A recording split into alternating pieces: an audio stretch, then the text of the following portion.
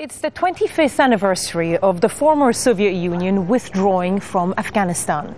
Now, the conflict began in 1979 when the Russian army invaded. It was a move condemned by the United Nations. But the Soviets failed to make headway in their fight against the Mujahideen, fighters who wanted strict Islamic law. And by 1982, the armed group controlled 75% of Afghanistan. More than 5 million Afghans were displaced by the war and 13,000 Soviet troops died. After years of conflict there was no sign of a Russian victory, and in 1989 the Soviets withdrew from Afghanistan.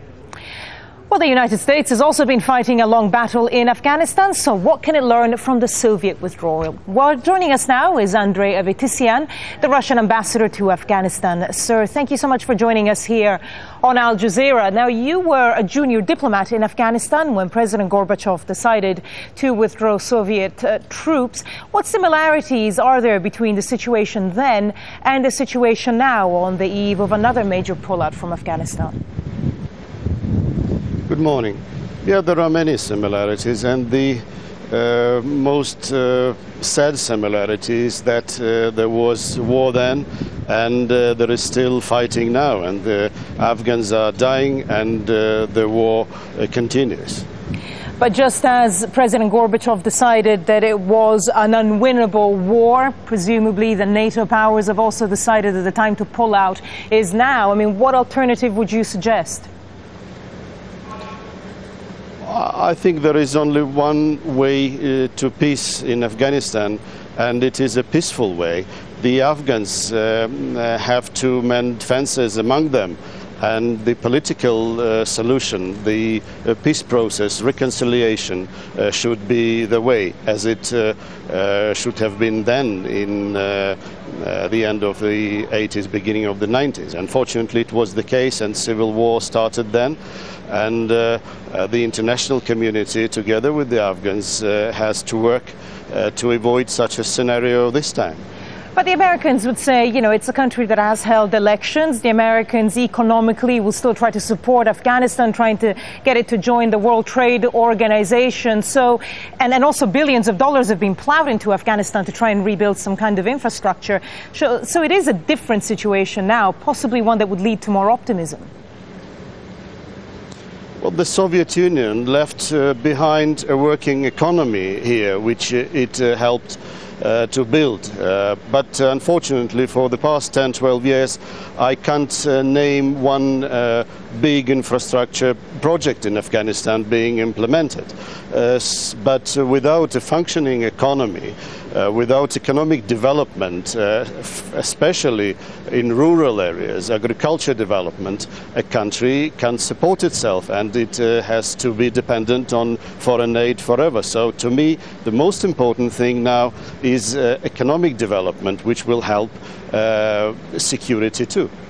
In the past week, Ahmed Karzai has claimed that the US wants 9 military bases in Afghanistan after 2014. Now, the US have denied this. Of course, it's led to speculation. How would you feel about a continued US military presence in Afghanistan? Well, first of all, it is a bilateral relations between two sovereign nations. But as a neighbor and as a country of the region, of course, we are watching closely these kind of things in our neighborhood.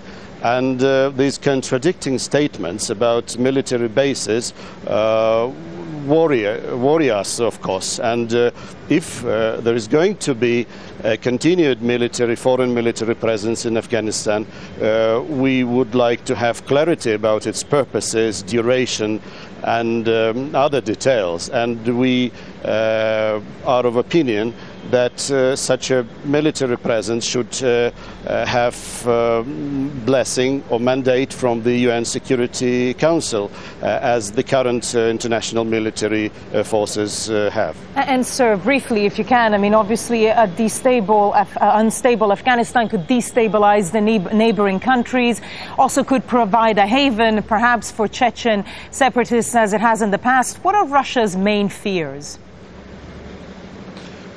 Our main fear concerning Afghanistan is the spreading of terrorism and drugs. because Russia is hit very hard by Afghan drug trafficking and drug production.